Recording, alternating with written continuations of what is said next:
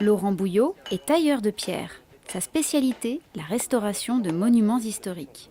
Installé au cœur du Petit Parc à Versailles, il présente aux visiteurs ses savoir-faire dans le cadre des Journées européennes des métiers d'art.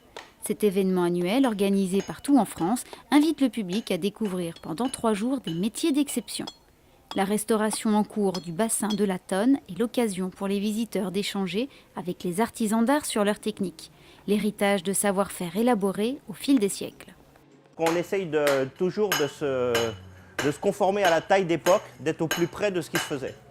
Quand on aura monté l'ensemble de la voûte, il ne faut pas qu'on voit les éléments neufs au milieu des éléments anciens. Il faut que tout soit homogène. Donc il y a un travail un petit peu de vieillissement, de patine aussi. On va mettre des couleurs à l'aide de liant, à l'aide de terre, de façon à colorer un petit peu la surface de la pierre, légèrement, pour s'adapter aux couleurs des pierres anciennes. Oui, voilà. Ah oui, effectivement. La partie vue, elle, doit être parfaite. Elle doit être taillée exactement comme une pierre qui a été taillée à l'époque de Louis XIV. Donc on doit avoir la même taille, la même définition, la même finition d'ouvrage. La finition se fait au maillet, au ciseau, avec des taillants, uniquement les outils qui pouvaient être disponibles à l'époque. On ne va pas utiliser une machine moderne pour la finition. Autre technique de restauration, celle des métaux, cette fois-ci plus moderne.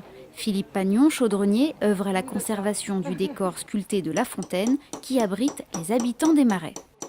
Nous, on a la soudure aussi acétylique avec du plomb pur, donc qui se prête bien voilà, sur ce genre de sculpture. On emploie donc les techniques d'aujourd'hui pour restaurer les œuvres. La difficulté, c'est de restaurer l'œuvre sans la dénaturer. Pendant toute la durée du chantier, le château de Versailles invite le public à découvrir le travail exceptionnel des artisans d'art. Les prochains rendez-vous auront lieu les 16 et 23 mai, puis le 19 juin.